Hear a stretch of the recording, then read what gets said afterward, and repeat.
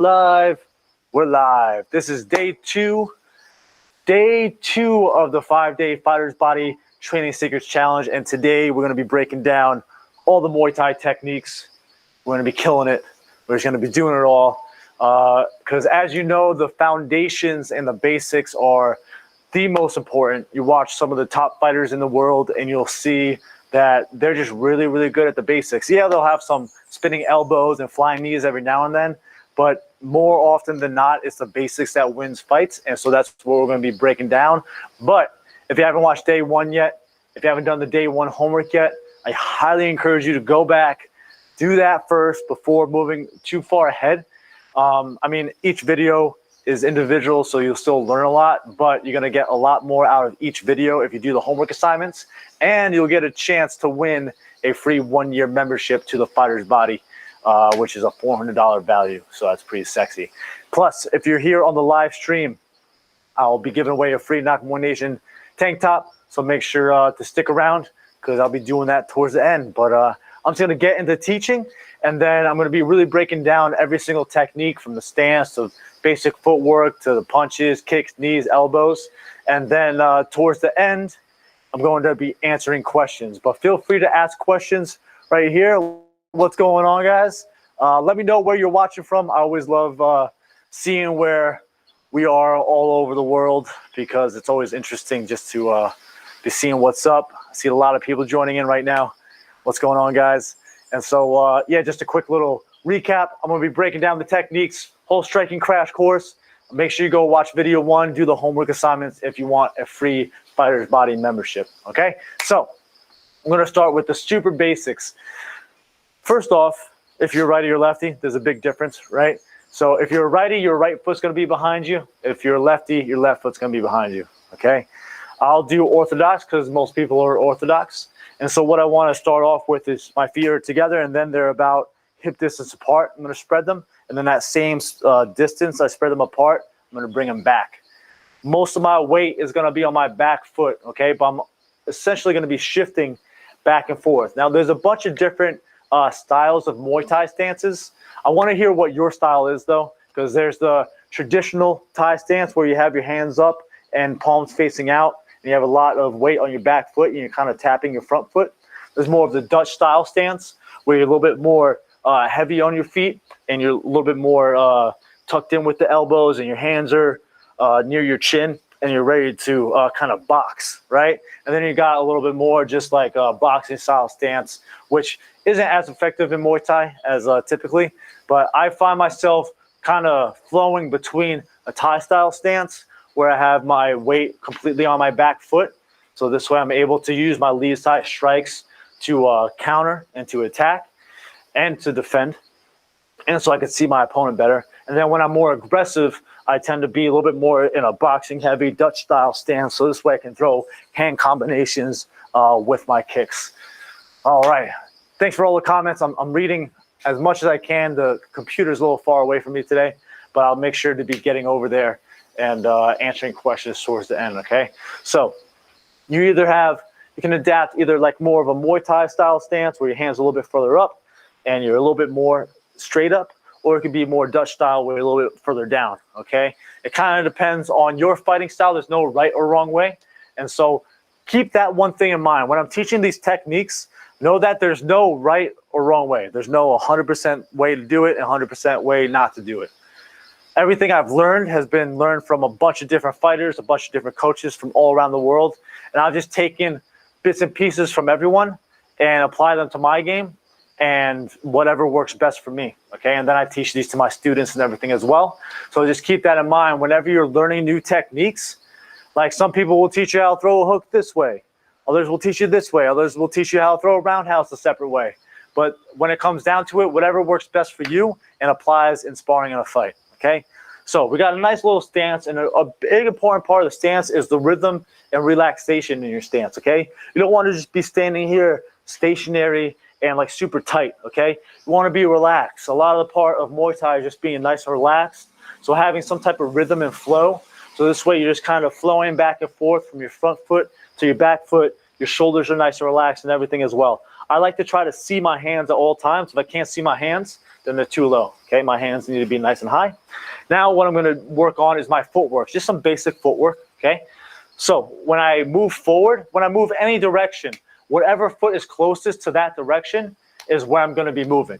So if I move forward, my forward foot is going to move first. If I'm moving back, my back foot. If I move to my left, my left. If I move to my right, my right. Okay, whenever I move in whatever direction, the same space that I take up with my first step, I want to take up with my second step. I want my feet underneath me. I don't want to be too wide, because then it's just harder to defend, especially leg kicks and everything.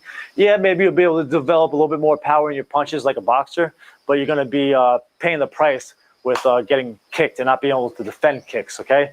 So I like to always have my feet underneath me whenever I can.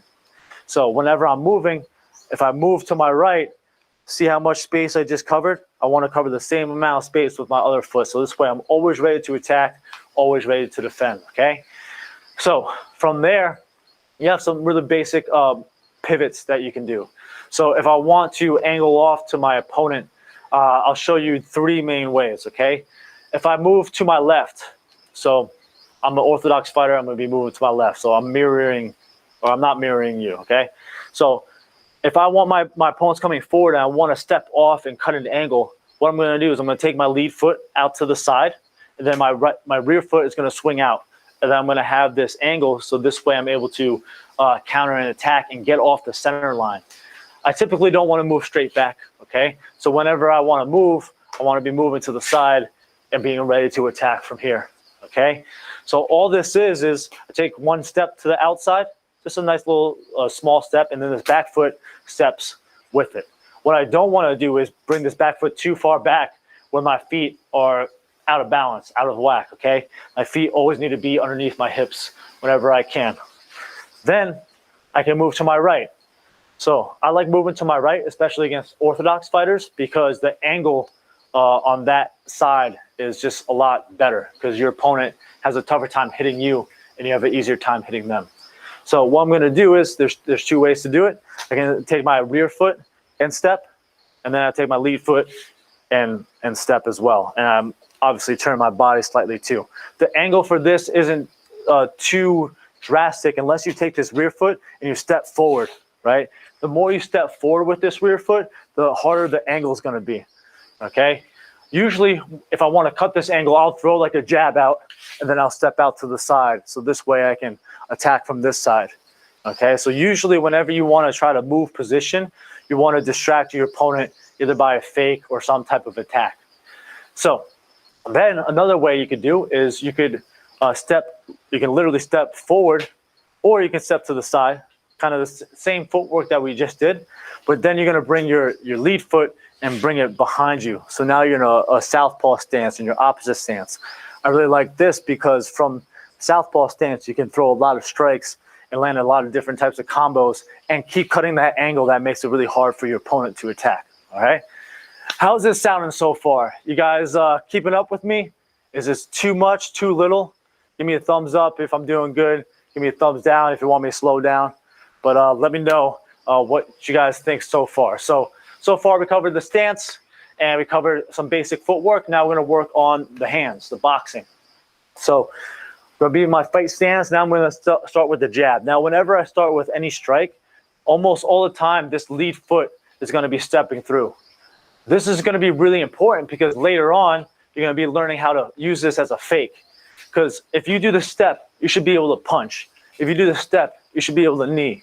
If you do this step, you should be able to kick. So every time you do this step, your opponent will know that something's coming, but they won't know exactly what's coming. Sometimes you don't need a step at all. But if you need to cover a little distance, then that step is going to help cover distance and build a little bit more momentum into your strikes. So what I'm going to do is I'm going to take the small step. When I throw this jab, the idea when I throw this jab is I want to try to keep my elbow pointed down to the ground as long as possible. Then at the last second, I want to rotate that jab around, okay? I don't want my elbow coming up and out like this. It opens up my ribs for body kicks. And it also kind of telegraphs the jab a little bit. So I'm telling my opponent that I'm about to try to jab them in the face. I want this to be the straightest line to my opponent as possible. So from here, when I take this step, I'm going to step, and then my elbow is down, down, down, and at the last second, I'm going to rotate it through, and then obviously I want to make sure I bring it right back to my face. So I'm going to be nice and relaxed, nice and loose. Then when I jab, boom, and then snap it back. Whenever you throw your punches, especially your straight punches, think of it as like a whip. So when you whip, you want to bring it back quickly. That's how you get that crack. It's the same idea with a punch. You want to snap it and bring it back right back to your face, okay? So with the jab, just stay nice and relaxed. I'm going to step forward, and then I'm going to drive through with the shoulder, boom, rotate this back shoulder slightly, have my opposite hand up, and my chin is tucked, okay?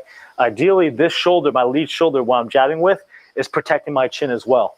I don't want the jab to be like this, okay? Because I can still get countered with an overhand from the jab. I want my jab to be covering my chin as much as I can. So I want to make sure my chin is tucked behind my jab. Same idea comes with the cross. So I have the jab. Now I want to be throwing the cross. So with the cross, what I'm going to do is I'm going to pivot my back foot. I'll step back a little bit so you can see my feet.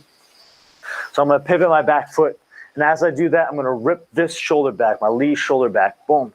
And as I rip this shoulder back, my rear shoulder is going to be coming forward, okay? It's all in the upper body. A lot of people tend to just punch with the arms. Try to box without your arms. Think about like how you would generate the most power just by your shoulders and your body. And then you add your arms to it, okay? So with the cross, I want to rotate my body, pivot my back foot. I want to keep most of my weight on my back foot. What I see a lot of people do is when they throw the cross, they shift all their weight to their lead foot.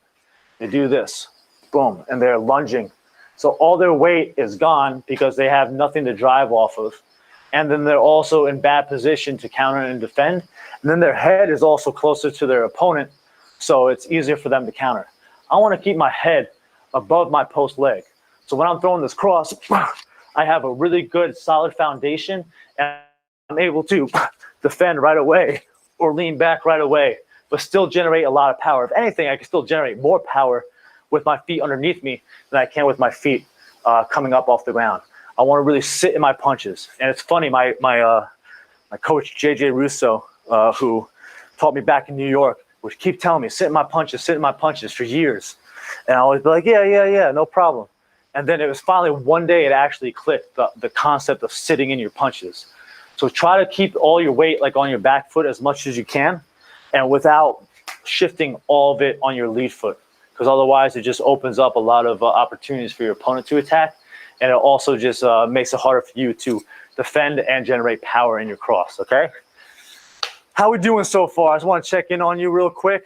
So we got the stance, we got the jab, we got the cross, and some basic footwork. Hopefully some of the subtle details that I'm mentioning are resonating with you, because glad you're liking this. Lewis, sorry, I can't read. It's really small and far away. But as long as this is sticking with you, stick up with me, okay? Or keep up with me if you can. So we got the jab, we got the cross. The same idea with the cross in regards to the jab. My elbow is down, and I want to keep it pointed down as long as I can, and then rotate my fist here with these two knuckles. My chin is tucked behind my shoulder, and I will also have my opposite hand up. Then I don't need to over pivot this foot, okay? Just a nice small little pivot, and I want to bring it back. Okay? Then we're going to throw the hook. So the hook, there's a lot of debate on how to throw a proper hook. I'm going to just show you my philosophy. When I throw the hook, first off, I had my arm broken in a fight. So when I throw a hook now, if I throw it like this with my knuckles facing me, it ends up hurting my arm quite a bit. And so now I throw it with my knuckles facing down. And I find this is even a better way to throw a hook more often than not, because it just helps me, A, have my elbow up, and B, hit with my two knuckles that much more. So when I throw a hook, common mistake that I see people make is that they throw it from the hip.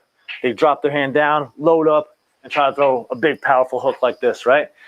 This is a great way to just get countered. You're just leaving your face wide open, right? So from here, I want to have my hands up. Then all I'm going to do is just rotate my shoulders. And then from here, I'm going to let that hook loose. Boom, okay? So there's barely any disconnect from where the hook or the fist is to my face to when I actually land the hook.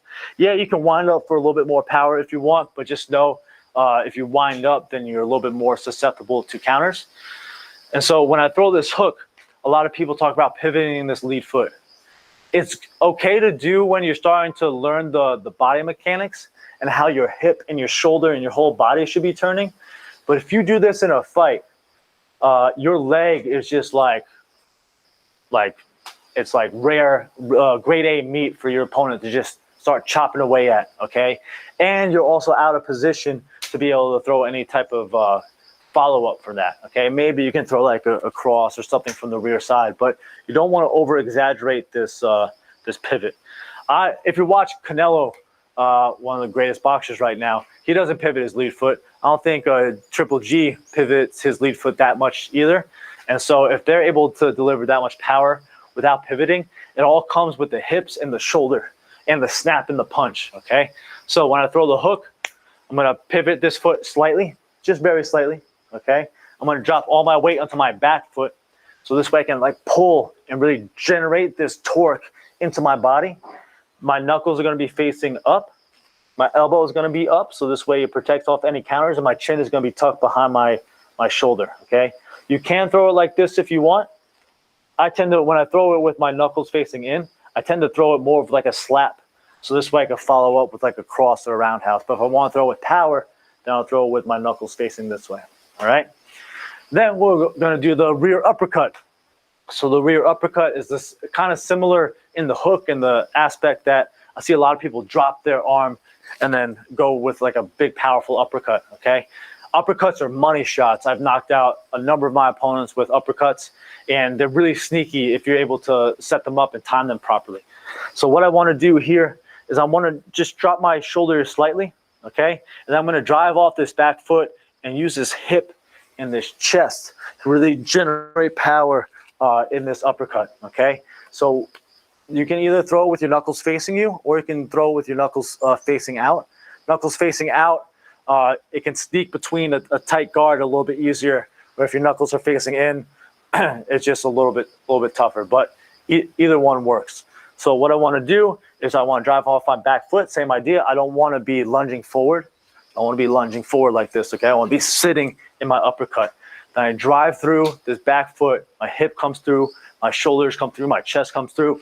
But I want to make sure, another common mistake I see people make is their chin comes up when they throw the uppercut, all right? Keep your chin tucked and everything else pretty stationary when you're throwing the uppercut. You don't want to bring your head up while you're throwing that, okay? Whew. I'm getting tired talking so much. This is the most I've talked all week, well, besides all these lives and everything. In like normal life, not in these lives, I really don't talk that much, believe it or not. Okay, so that's the boxing. Any questions about the boxing, drop them in the comments, and then I'll make sure to either get back to them later or get to them in the Q&A session, okay? Next, I want to work on the teep. The teep is like the jab of Muay Thai, if you will. And if you can get really good at the teep, it can really change your game. And if there's one thing I've learned training here in Thailand for so long and fighting a lot of Thais is if you have a good teep, man, that just like creates such a solid foundation for your entire game. It sets up so many different strikes. It's a great defensive tool. It's a great rangefinder. It's a great offensive tool. It's a great combination builder. It's a great fake. There's so much that you can do off that teep. So what I want to do with this teep, I'll try to do this at an angle. It might help a little bit. Is when I throw this teep, so I'm in my fight stance, I want to drop my weight on my back foot. I want to have my head over my post leg. So this way I have a nice solid foundation here. And then from here, I'm going to lift my knee up as high as I can. I'm going to extend this out. Boom. I'm not warmed up, so I can't extend it out all the way. I'm going to come back the same way I came and then bring it back down. Okay, that's the super basic fundamentals of throwing a teep. All my weight is on my back foot. I lift this knee up, extend out, and then I come back the way I came. Now, if I'm throwing my lead side teep, which is my left teep, my left hand is going to swing down. So this way I get a little bit more of a pop, and it helps with counterbalance as well. My opposite hand is going to be up. So boom, and then back. What I'm trying to do with the teep is hit with the ball of my foot, because that usually is like a stabbing motion. So you want to make it seem like a jab, so you want to stab. What I see, excuse me, I'm not feeling the best this morning. What I see a lot of people do is when they throw the teep and then they fall forward. All right, that's a great way to get countered. Balance and control are the two most important foundations of Muay Thai. If you don't have balance and control of your body and your technique, it's going to be really hard to see progress and get results in your technique. And also, if you have good balance and control, you'll be a lot better at defending. And so that'd be less brain damage, less injury, less bruised ribs, less bruised legs, and so on and so forth. So make sure you have good balance whenever you're throwing this teep. And this arm swing is going to help you counterbalance. I do a couple drills where you're doing the balance and teep, and you should be able to do that over and over and over again, and really work on that solid foundation. Next, we're going to throw the rear teep. So the rear teep is the same concept. I want to bring this rear leg up, this rear knee up. I'm going to extend out, and I'm going to bring it back the same way I came. So for the rear teep, my knee comes up, so my rear hand, my right hand is going to swing down as I extend this leg, boom, then I want to come back the same way I came. Now you can throw the teep and follow through into your opposite stance if you want, if you're comfortable in your opposite stance, but make sure, like I just said, you don't want to fall through. If anything, you want to teep and then come down in control. Always in control whenever you can, okay? So those are just some really basic technique breakdowns of the teep, okay? Like I said, you can use the teep in a lot of different variations, but this is just a striking crash course. So I'm just giving you the most important factors when it comes to these strikes, okay? So we got the boxing, we got the teeps. Now let's do some roundhouses, because roundhouses are almost what Muay Thai is all about, right? They're some of the highest scoring strikes. So I'm going to throw my rear roundhouse to start. So with the rear roundhouse, same idea. I have my stance, I'm nice and relaxed. I'm going to take this small step forward. Now you can either step straight forward to your opponent, or you can step out. I like to step out a little bit because it opens up my hips a little bit more, and it also gives my head the ability to get off the center line slightly. If I step straight forward, also when I throw the kick, my kick is going to be hitting at the end of the rotation. I want to be trying to hit the kick in the middle of my rotation where the most power is. So I tend to like to step out slightly, okay? So I'm going to step out slightly. I'm going to come up on the ball of my foot. Now, what a lot of people end up doing is they kick with their leg, okay? You don't kick with your leg. You kick with your hips and your body. Your leg is like dead weight, and your body is doing all the work. So what I want to do when I kick is you ever just kind of walk around and have no feelings in your arms? That's how I kind of want you to think about your leg initially when you're starting to learn how to kick. I want your body to be doing everything and your kick to be following your body, okay? So when I do this, I'm going to step, I'm going to drive off the ground, I'm going to hump the air, I'm going to make sweet love to the air. My hips are going to just shoot forward as much as I can, okay? And at the same time, I'm going to also rotate my upper body and my shoulders, and then my leg should be following through automatically, okay? So I'll do that a couple times. So I step, I drive through, my hips come through, and I rotate my body, boom, and I'm nice and controlled. And I can either come back the same way I came, or if you want to get a good feel for making sure that you kick through your opponent, that you kick through the target, when I kick, I want to be going all the way through and right back into my fight stance, okay? That helps you get your whole rotation down and get a feel for what it should be like kicking through your opponent. Now, typically in a fight, you don't want to show your back to your opponent. So after you kick, you want to usually come back to your fight stance. Now, a lot of people have trouble kicking shadow boxing, and that makes it even more of a reason why you should be practicing it while shadow boxing, okay? So I take this small step, I drive off the ground, my hips come through, my shoulder rotates through, my rear hand, so I'm throwing my rear kick, my rear hand's gonna swing down. Now, it can swing across and down, or it can swing straight down. You see a lot of debate on that topic, like where should my arm swing be? Test it out, see what works best for you. My opposite hand is gonna be up by my face. I wanna keep everything nice and tight. I don't want my arms out, because that's gonna slow down the power and the speed of the kick, and it's also gonna off balance you a little bit. So keep everything nice and tight.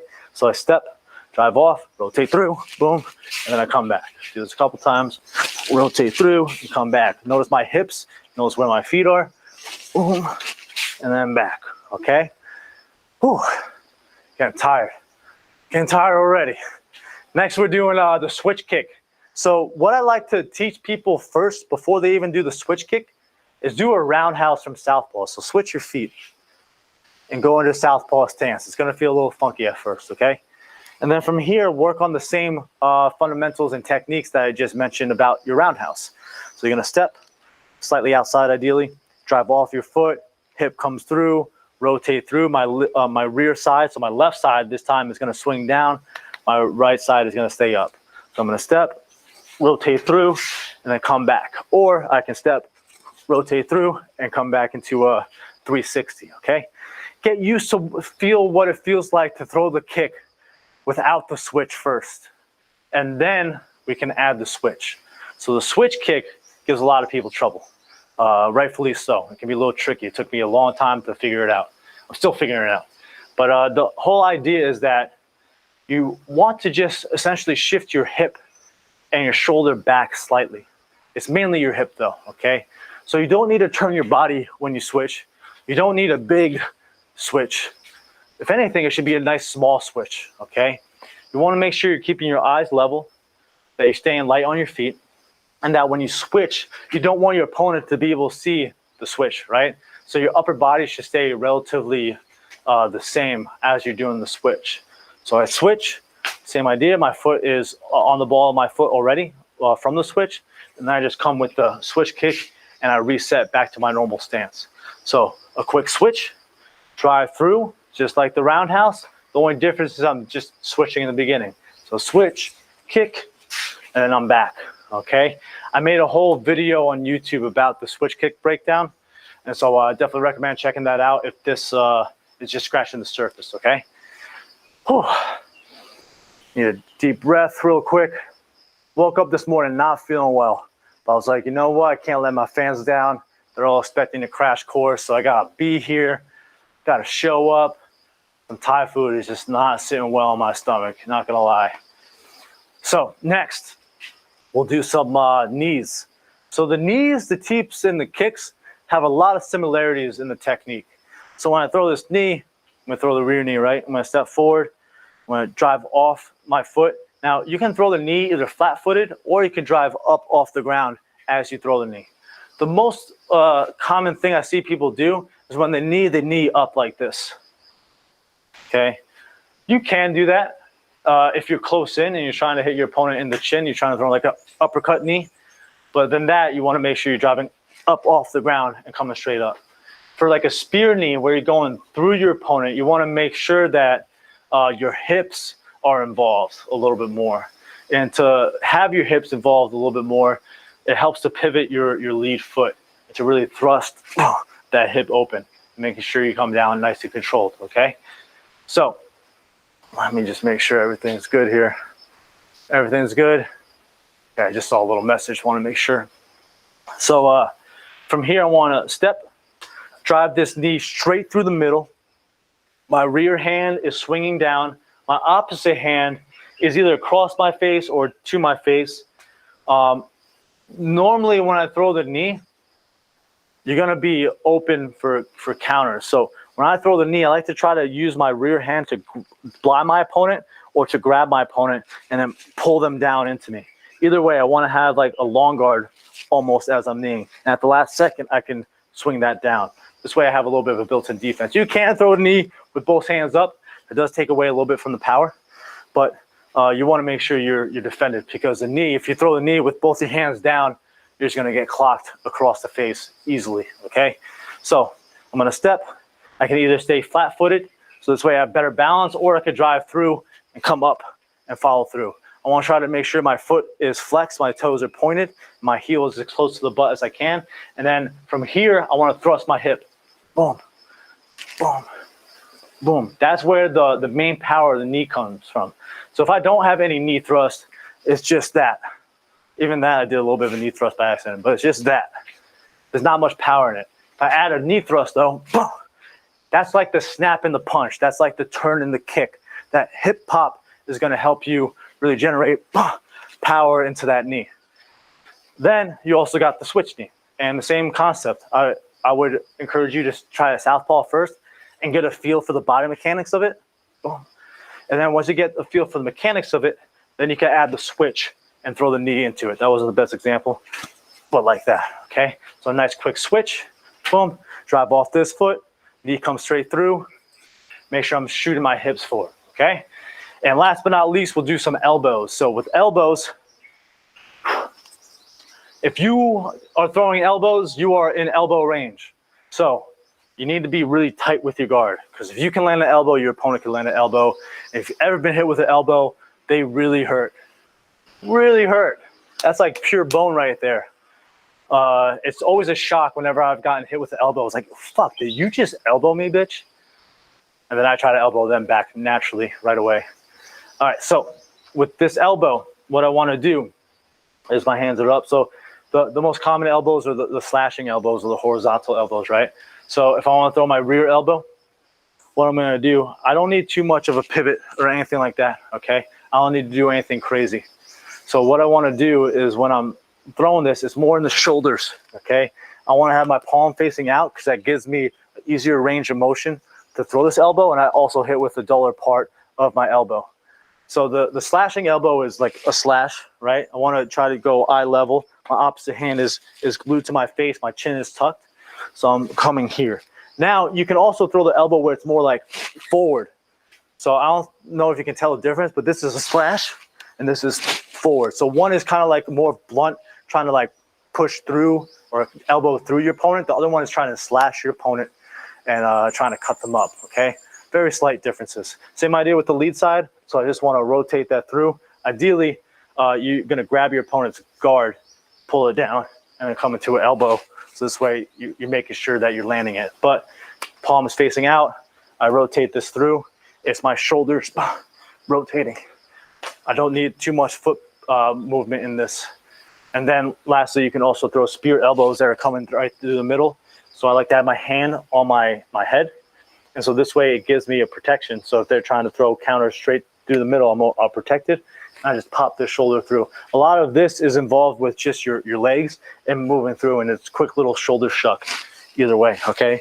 There's a bunch of different elbows to throw, but that's basically it. So that is a Muay Thai striking crash course. I hope it resonated. I hope it made sense. I'm going to move the camera a little bit, but before I do that and do the Q&A, I just want to remind you that I get a lot of questions about, like, Sean, how do I improve in technique? How do I like quantify it, right? Well, the best way to quantify it is A, video yourself, and B, always be assessing yourself. So I created a self-assessment specifically for Muay Thai that is, I'm posting in the Knock Muay Nation Facebook group right now. I think it should be, yeah, it should be posted just a couple minutes ago. You click on the link. It'll take about 10 minutes to fill out the assessment. It'll ask you questions to rate yourself in various aspects, technically, mentally, and physically.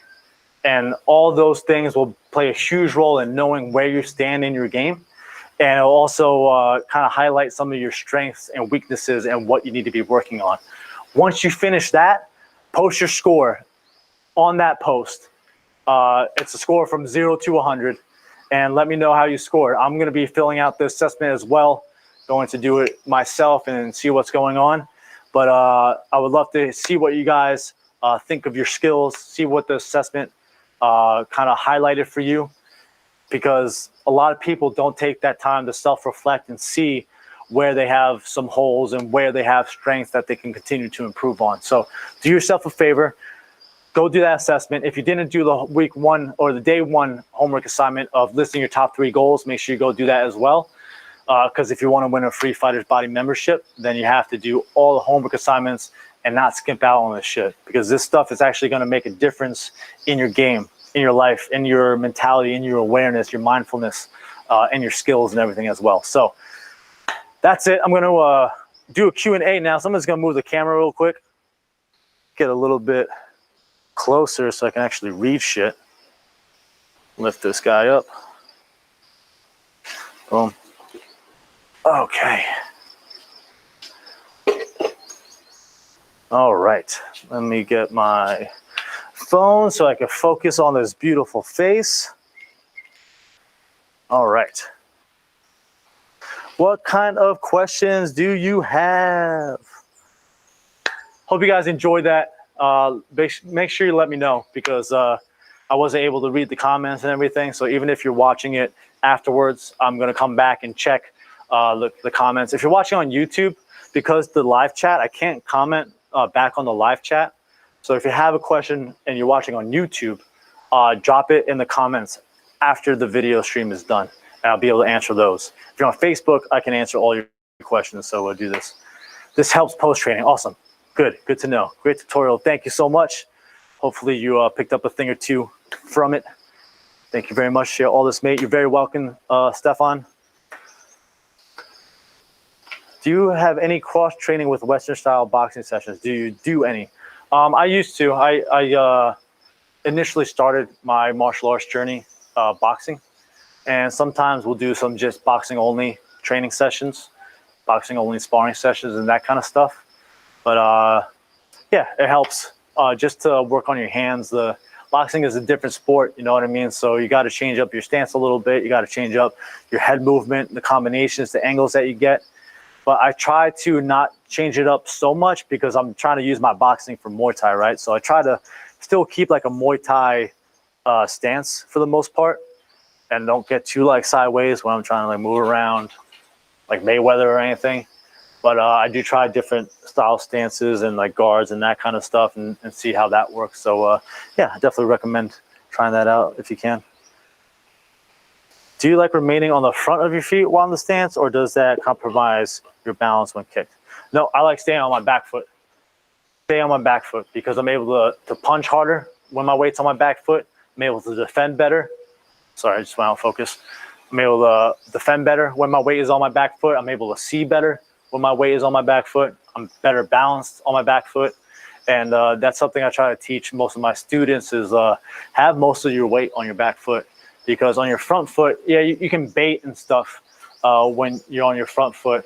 But like, think about like, what can you do? Put all your weight on your front foot right now and barely any weight on your back foot. What can you do effectively and powerfully from this position? Personally, I don't think that much. Like, yeah, you can still attack and defend a little bit, but I feel out of position from here. If I shift my weight on my back foot, I feel a lot more capable of doing everything as opposed to just being on my front foot. So I make sure that I'm on my back foot as much as possible. Boom. Good question. Good question. Should the teep be aimed at the stomach or chest? So depends, right? So there's a bunch of different areas that you could attack the teep. You could attack the hip crease. You could attack the stomach, like you were saying. You could attack the chest. You could attack the face. You could attack the thigh. It all kind of depends on what you're trying to do with the teep. Generally speaking, unless I see like clear openings for the stomach, it's easy for an opponent to like just pull their elbows in like this. And so your foot can hit the elbows pretty easily, and you could like break your foot, break your toes. But if you aim for the chest, if anything, it's going to be hitting their arms, their forearms and stuff. And so it'll drive them back. So I tend to aim for the chest or the hip, where I can't land when I can't get blocked with the elbow. But some people don't do the like elbow block, and they're not too quick with the catch. That's another thing. If you teep to the stomach, that's the easiest thing to catch. If you teep to the chest, it's really hard to catch. If you teep to the hip, it's really hard to catch. If you teep to the stomach, that's the easiest teep to catch. And so I still do it, but I do it when I know that I'm going to land it more often than not and not be countered. So yeah, it all depends on the situation. All right, good question. Do you turn your feet when you throw a hook? Not typically, like I was saying in the crash course. If you rotate your foot too much while you're throwing the hook, then you're opening yourself up for counters, and you're not in a good position to defend. If you watch guys like Canelo, Alvarez, Triple G, I don't even know if Pacquiao or Mayweather, but a lot of great boxers, you learn when you're starting to pivot that front foot, and it's good in the sense that it's teaching you proper body mechanics in the way that you want to turn your shoulder and get your hip involved. But once you get that feel for it, then rotating, I'm not focused. Then rotating the foot isn't as important, because you still have the same power and the same balance and the same speed from it, but you're in better position to continue a combination or to defend. So I typically don't pivot. I try not to pivot. Sometimes I do, though. This camera just going in and out of focus is a pain in the ass, eh? Do you keep your foot flexed for round, or do you keep your foot flexed for the roundhouse kick? Yeah. Yeah, I try to, my leg is like, but yeah, I think I keep my foot flexed for a roundhouse kick. If you point your toe, unless I'm throwing a low kick and I'm trying to like get behind their leg, then I'll point my toes up. But I'll have my foot flexed. I think. How much arm swing do you recommend from the roundhouse switch kicks? All the arm swing. I mean, watch a lot of the best Thai fighters in the world, and they swing their arms, right? And so when I throw the roundhouse, I'm making sure to swing that arm because that's going to help me get my shoulder through and my hips through a little bit more. When I throw low kicks specifically, though, in low kicks, you're in a different range than you are throwing body kicks. And so you're a little bit more susceptible for counters. So I make sure when I throw the arm swing, my arm is coming across my head and then down. So not just straight down, because then my face is still wide open. So I go across and then down. And that tends to help me, A, kind of generate a little bit more torque, and then B, also give me a little bit more defense when I'm throwing the roundhouse kick. All right. I have a whole video on YouTube about the arm swing as well, so go check that out. Joseph, trained Thai for years, but I'll have to know my little boy is learning better from you than he is from me. Love the knowledge and advice, man. Been watching you for years. Thank you, Joseph.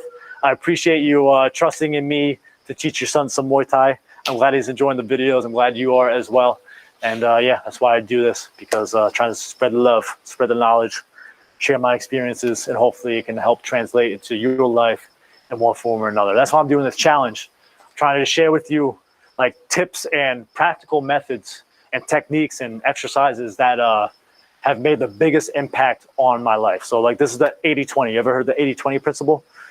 You do the 20%, the 20% that leads to the 80% of the results. I'm showing the 20% that I do that leads to 80% of my results.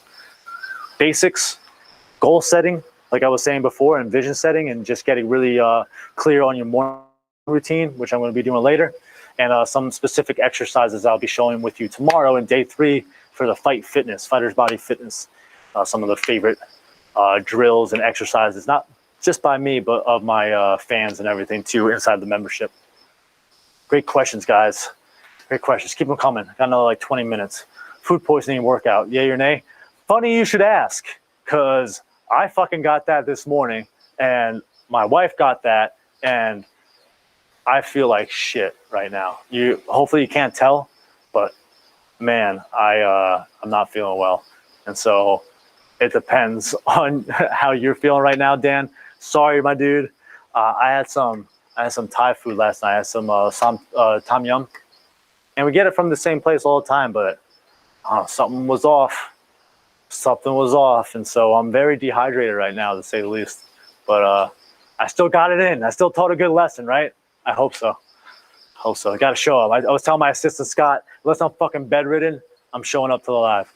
All right, Typhus. When are you working the uppercut on the heavy bag? Where are you striking it? If it is a teardrop bag, it's more of like an uppercut hook, usually to the body. If it's a regular heavy bag, I'm usually not hitting the heavy bag with the uppercut, because that just the angle of the uppercut with your wrist, it can hurt your wrist a little bit. So usually when I'm throwing the uppercut on the bag, I'm just shadowing it. I'm not even hitting the bag, unless I have a bowling ball bag or a boxing wall mount. I'm not really throwing uppercuts in the bag unless the bag is made for uppercuts, because otherwise it will hurt my wrist. I try to avoid that. Andrew Kwan, what's up? What are your thoughts on holding 2 pounds weight in each hand in shadow boxing? What exercises do you recommend to help build your guard and punching power? So it's a common question. Food poisoning is starting to feel a little bit different right now. The 2 pounds weight while shadow boxing, let me see how to answer this, because like it can create some bad habits if you're not aware that you're doing these bad habits, because you tend to punch lower, you tend to have your arms lower, you tend to not focus as much on technique while you're throwing it, you're trying to focus on like power and speed, right? And so shadow boxing with it, I guess it can be okay if you're aware of what you're doing, but I'm more of a proponent of, if I'm using the 2-pound weights, I have a couple of workouts specifically for like shoulder endurance and like punching movements and everything. That's not so much focused on technique, but it's focused on like the power, the speed, the endurance of your shoulders. Okay, so if you're doing like stuff for the shoulders with the 2-pound weights, then I'm more of a fan of it. If you're using it just to shadow box, it can cause some bad habits and stuff, but it could also help in some ways or another. But I'm more of a fan of just shadow boxing freestyle. Yeah, I hope that answers your question. You mentioned New York. You train out here? If so, recommend me a gym, please, bro. I train in upstate New York. The gym that I trained at is no longer there. It used to be Black and Blue MMA, and then it transitioned to Stockade Muay Thai. But if you're in the city, if that's what you're talking about, there's a bunch of gyms in the city. I train at Evolution Muay Thai. I fought a bunch of guys from Seton Gym.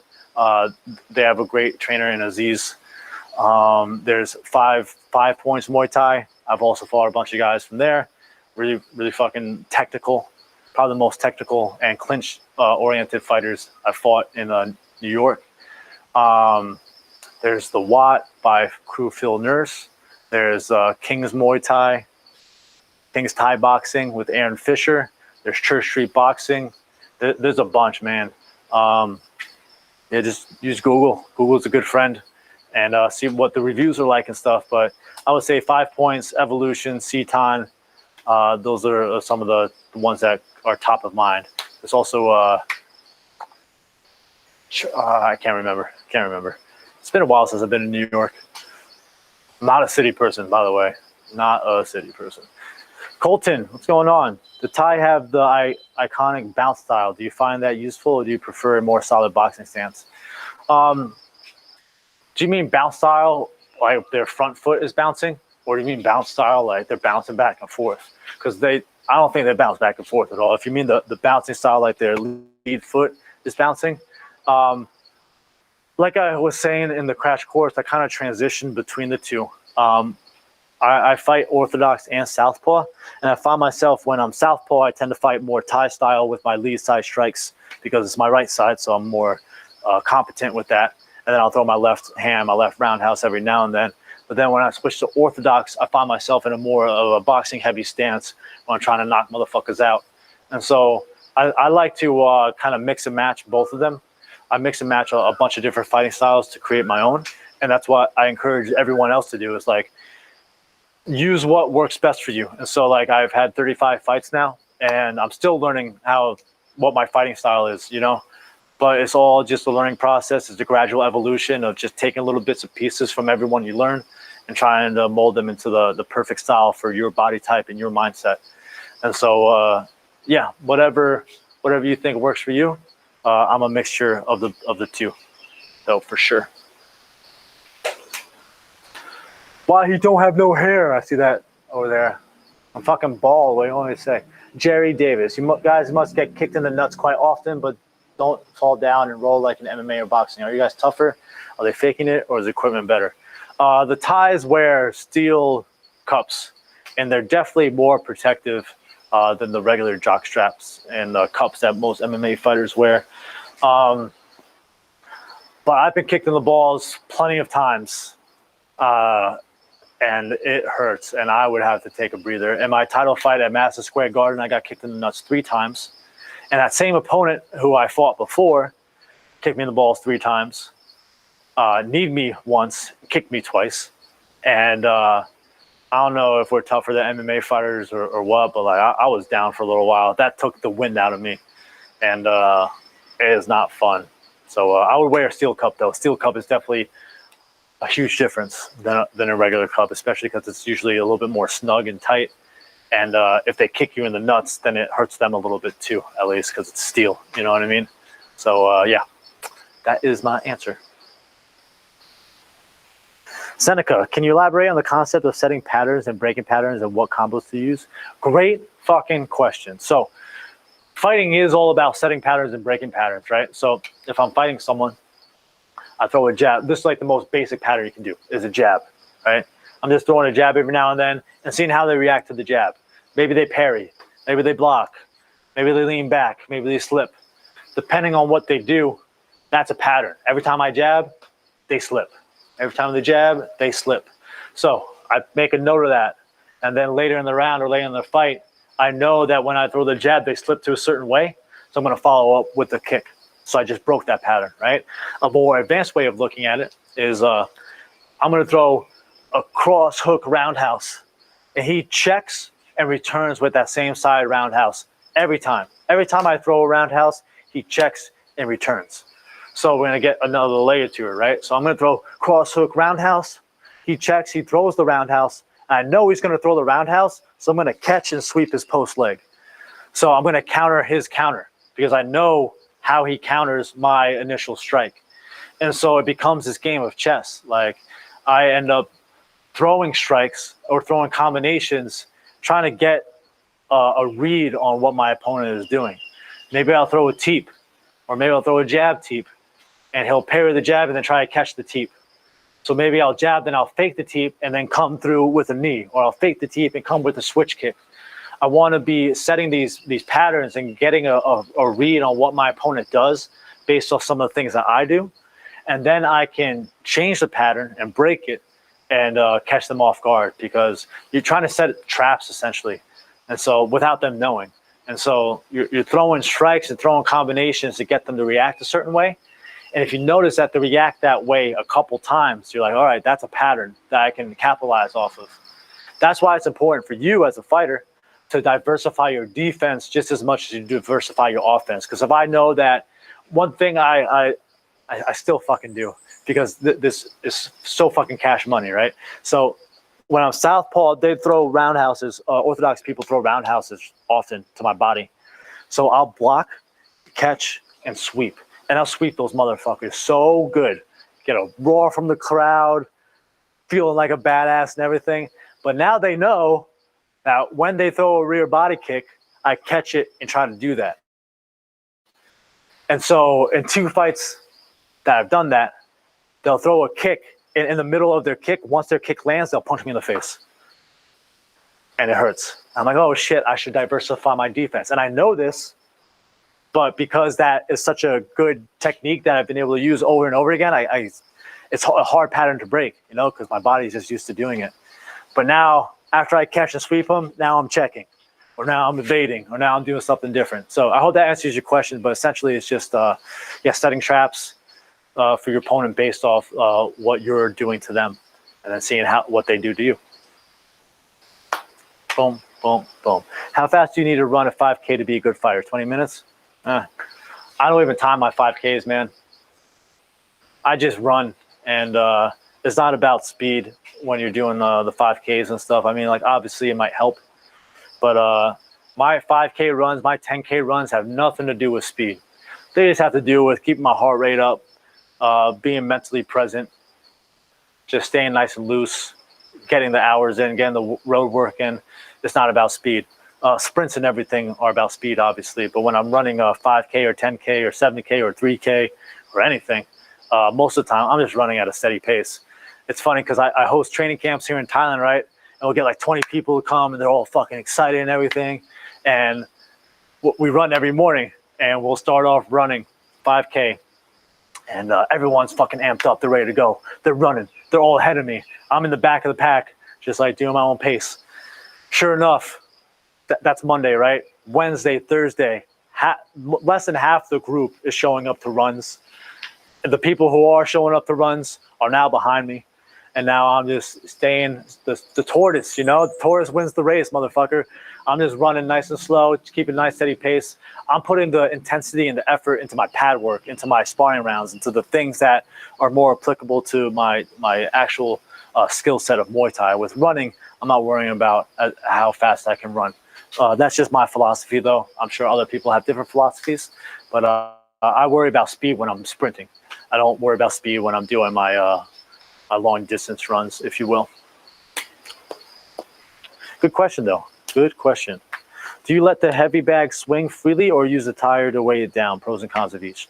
I let the heavy bag swing freely because your opponent's going to swing freely, if you know what I mean, in a fight.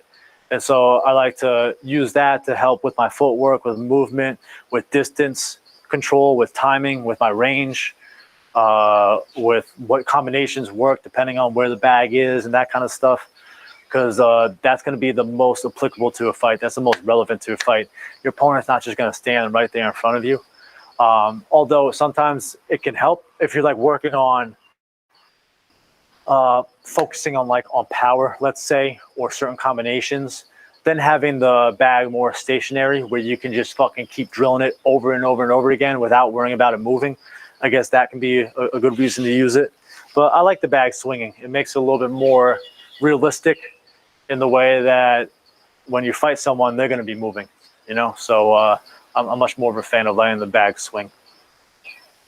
Being able to, that's an art form, being able to know how to use the bag while swinging. Cambo, is it hard to learn on your own when you don't have a gym near you? I want to say it's hard. I want to say it's easy either. It takes a lot of self-discipline and accountability, and also making sure that you're learning from someone reputable who knows what they're doing. His name might be the Muay Thai guy. And yeah, if you learn from me, ideally I'm teaching you the right habits and everything, the right techniques, the right fundamentals. So you can definitely learn Muay Thai from home. Is it as good as learning Muay Thai in person? No, it will never be as good as learning Muay Thai in person. But it's a great supplement, and it's a great alternative if you can't be doing it, right? It's better to do it than not do it at all, in my opinion. And so if you don't have the access to a gym or a coach or whatever right now, yes, you can learn Muay Thai at home. There's plenty of YouTube tutorials. I have the Fighter's Body membership, which is opening in a couple days. It's a 12-month program. It's a progressive program that teaches you everything I know. It literally teaches you everything I know. I like just fucking brain dumped everything in regards to my technique, the combinations, footwork drills, body weight drills, all that kind of stuff. It's inside the Fighter's Body, and it's progressive. Okay, so I teach you the basics, the foundations, plus a little bit more advanced stuff of switching stances, of flying attacks, of spinning attacks, of learning how to fight like Mike Tyson and doing his shuffles, and learning how to fight like Walkout, learning how to fight like Stanchai, yada yada yada. And so I made that program for people like you who need to train at home, or are stuck at home because of lockdown, because of quarantine or whatever. Or even if you're training at a gym, like I said, this is a great supplement. And I've had so many people who are the member of the Fighter's Body who train at a gym, and then they also be training by themselves though. And then they go back to the gym, and their trainer and their training partners be like, yo, what have you been doing that has made you improve so quickly? Like, how did you get so good at sparring, or so much more powerful at kicking when like, what are you doing that I'm not doing? And it's the extra work that they're putting in on the side, focused, intentional work that they're putting in on the side by themselves. So is it hard? No. Is it simple? No. But if it's worth it, you'll find a way, in my opinion. Boom. All right, let's do like 5 more questions. How do you prevent vomiting during a match? Don't get punched in the stomach. Don't get kicked in the stomach. Don't drink too much before. Don't eat too much before. I don't know. It never happened to me, so I can't say. But I don't know. Stop having such a weak ass stomach. As I say that, I'm about to like blow up. Alexander, can I work my elbows for combat if my gym doesn't spar with it? So my training partner, Chris Passeri, we didn't really spar with elbows too much at all. But then he fucking murders people with elbows in fights because he's training them on pads. He's training them on the heavy bag. He's training them while shadow boxing. So there's plenty of ways that you could train them without sparring. And you can still apply them in a fight because they're built into your muscle memory. And so if you're throwing combos, always just focusing on what type of elbows you can throw, whether it's shadow boxing, heavy bag, or pad work, then you'll be able to apply them in a fight. It just will take a little bit more awareness for you to throw them. But you could also try to get your gym to want to do elbow sparring if everyone has elbow pads and it's very controlled. Elbow sparring can be dangerous for sure. So I don't blame them for not doing that. 4 more questions. What should I look for when hiring a coach? I get this question a lot. I'm gonna have to write an article or do a video on this. The main thing is someone who really cares. That's like the most important thing, in my opinion. Yes, ring experience matters. Yes, skills matter and everything, but you just ultimately need someone who really cares about you. Obviously, they need some type of base foundation of knowing what the fuck they're doing. But if someone cares about you, they care about their students, they care about their gym, they care about the sport, they're going to be that much more able to just put more time and effort into you and make you feel a part of the community, a part of the gym, a part of the sport. And that confidence is going to help you learn that much faster. In addition to that, I do feel like ring experience is important. Do you need hundreds of fights? No. Do you need to be a champion? No. Do you need to have one fight? I think so. I think having at least one fight so you can know what that experience is like. So when your students are going through it, you have some type of perspective. I think that's really important. And then, yeah, just having experience, training, maybe some fighting, but ultimately just making sure they care about you and they have some integrity. They're just honest, trustworthy people. And obviously you won't know that right away, but that's what I look for. How do you add feints and defense to your solo routine? Intention and focus. So when you're throwing a shadow boxing, right? Think about what can I do to fake, and then, so say I fake my rear cross, boom. What is a good thing that I can throw off of this fake that is going to look like this, but then not be this, right? So maybe I'll fake the cross, and then I'll come with the rear kick. I'll fake the cross, and then come with the hook. I'll fake the cross, and then come with the elbow. I'll fake the cross, and then clinch, right?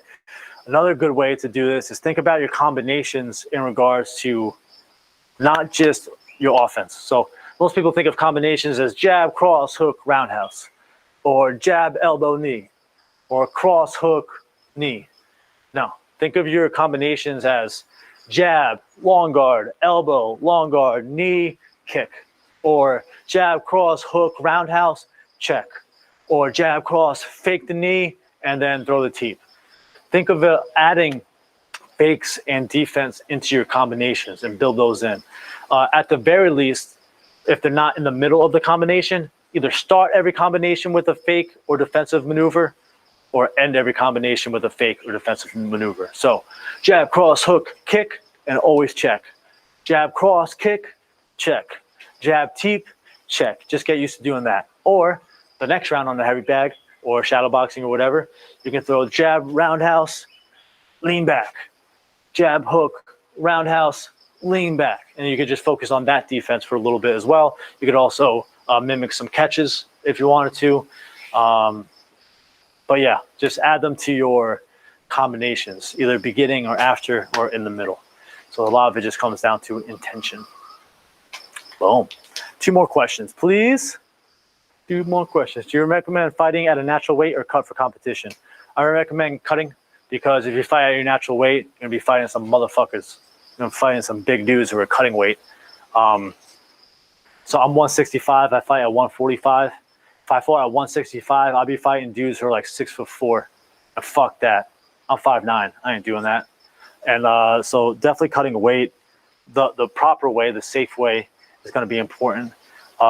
Is weight cutting stupid and bullshit? Yes. Is it necessary? Unfortunately, yes.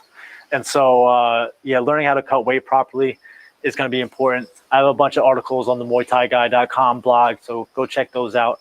But cutting a little bit of weight is going to help. Just make sure you're not fighting someone who's 20 pounds heavier than you. Because if, say, you're 145 and you were to fight me, I'd be fighting at 145, but then when I actually am fighting, I'm 160 pounds. So I have 15 pounds on you. And it makes a difference. Definitely makes a difference. So just keep that in mind. Now, there's obviously a balance between cutting too much weight and cutting too little weight, but that's something that just comes with experience, unfortunately. When in the clinch, what is a good way to throw an elbow? You're in the clinch, you can pat down an elbow. That's probably the easy way. Pat down an elbow. You have inside control, elbows from the inside. You have outside control, elbows from over top. Boom. That is the best way to probably throw elbows inside of the clinch. Simplest and probably the most effective way. So you're on the inside. If you have inside control, elbows from the inside, up elbows. If you have outside control, pat down, elbow, pat down, elbow, okay? One more question, Scott. What you got? Scott, how do you get over the fear of fighting? You face it. You face the fear. I'm still afraid of fighting. I've always been, always will. Always get nervous, always get anxious, always get afraid of what could happen. And it's just a matter of facing your fears. Oftentimes in my life, the things that I fear the most are the things I need to do. So starting this blog, for example, doing lives, being in front of hundreds of thousands of people, and just being vulnerable, that's scary as hell. I'm an introvert, and the fact that I'm doing this is scary as fuck. Fighting, I've always been scared. I've been scared of not so much fighting, I've been scared of how I'll react in a fight. Like, will I be as tough as I think I am, or will I curl up and give up like a little bitch? That's what I fear more than anything. And obviously you fear brain damage and injuries and that kind of stuff, but the most growth comes from when you face your fears.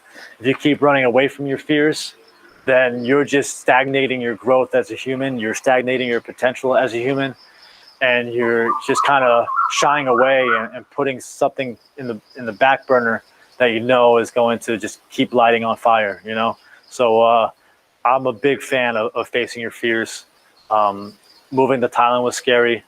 Getting a dog was scary. Getting married was scary. Don't tell my wife that, but just getting married was a big commitment, right? And so like everything that scared me has been like the most beneficial part of my life, because it's made me look inside myself, made me look deeper into who I actually am as a person. And it made me find out a lot about myself. Fighting has taught me more about myself than anything else. And that's why I love fighting. Am I afraid of it? Yes. But do I love it? Yes. So it's all encompassing in that sense. So thank you guys so much for all your questions. I really appreciate it. You can still ask questions, and I'll do my best to get back to you after this live stream is over. If you're on YouTube, like I said, make sure the live stream is over and then drop the comment so I can actually respond to it. If you're on Facebook, you can just leave the comment and or the question. I'll get back to you sooner. But I want to make sure that you go and do the day 2 homework, which is the Muay Thai self-assessment, the fighter's body self-assessment. So go check that out, fill it out. See where your holes are, see where your strengths are, post your score. It's out of 100. There's no pass or fail, okay? But be honest with yourself. This isn't for anyone but yourself. And so if you score 100, you're a fucking liar. Just know that, and don't lie to yourself, okay? Be truthful. Know where you should be improving and what you're actually good at, because that's going to help you improve as a fighter, as a human, just being objective in your assessments, okay? So I'll be posting my score. There is a link, or there's a post in the Nakamura Nation Facebook group with the link to the assessment, and also where I want you to post your score and what some of your takeaways from the assessment were. And we're going to give away one of these free Nakamura Nation muscle shirts. Does that sound good? That sounds good, right? But I need to know that you guys want to win this. So drop some emojis. Let me know that you want to win some, win a free tank top. Let me know that you're still watching, that you're still here. Otherwise, I'm just gonna kind of like get out of here, because I still am dealing with this food poisoning. You know what I mean? And it's not feeling the best right now. So I need some extra motivation if you guys want me to stick around and think of a question to give away a new tank top. Okay? You're welcome. Les, you're welcome. Children of America, damn, I came from Muay Thai advice, got amazing life advice. That's what I'm trying to do. Like, Muay Thai is a tool for life, to better yourself. And I love Muay Thai, and it's taught me so much about who I am and the world around me, and I want to, my main goal, shirt would be awesome. All right, good. I'm seeing enough emojis. I'll give away a free shirt.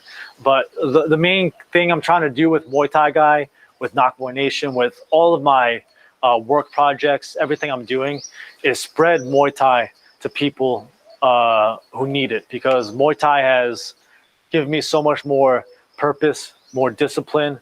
I've been healthier, more aware. I've learned a lot more about myself. I'm more respectful. I'm more humble. The number of things that Muay Thai has helped me improve on in my life goes on infinitely. And if Muay Thai can change my life, I'm just a normal dude. I mean, I have followers on social media and stuff. I'm just a normal fucking dude. And anyone can do what I'm doing. It's not special. And so just know that if you just put in the work, you have belief in yourself, then that's all you need. Okay? So, question. Let me think of a question. I don't know. Let me grab some water real quick. Hold on. So, I don't know if you can see this, but the Bears. This is Panda Bear. It's a Thai TV show. I'm trying to learn Thai by watching it. And these bears are hilarious. Okay. Question. I'm probably going to do a Sean Fagan related question right now. Who did I beat for the US WKA title with a broken arm? Who did I beat for the US title after he broke my arm in the first round? Talk about weight cutting. Yo, this dude was a motherfucker. He was like a lot bigger than me, and I cut weight. He must have cut more weight because, yeah. Memphis Grizzly, the assessment is in the Knock More Nation Facebook group. You can go check that out there.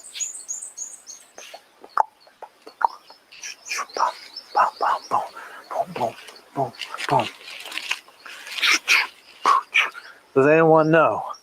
Does anyone know? If not, I'll ask a different question. I'll give this a minute or two. Any guesses? Anyone? Chris Williams, Vishal. You got it, bro. You got it. Evan, you're just a second too late, man. Evan Sorensen, sorry. But Vishal, you know what, fuck it, Evan, you get one too. Get a free Knock One Nation muscle shirt because you guys were like right back to back. So, yeah, Chris Williams is a beast from Canada. It was a really close fight. One of the first kicks he threw at me broke my arm. And I had to fight the whole fight with a broken arm. I had to get surgery. I was out for about 18 months because of that. But I won. It was fucking tough. Would I fight through a broken arm again? No, absolutely fucking not. If I knew my arm was broken now, I proved to myself that I can fight with a broken arm. I don't need to do it again. And so, yeah, that's that. So make sure you, Evan and Vishal, email support@knockmorenation.com. Let them know you won, and I'll hook you up. But other than that, make sure you go check out the assessment. Tomorrow is day 3, and we'll be doing some fight fitness exercises and drills. I'm going to be sharing with you 5 exercises that are the most popular and probably most effective inside the Fighter's Body membership, which a lot of the members really love and are always telling me to do more of.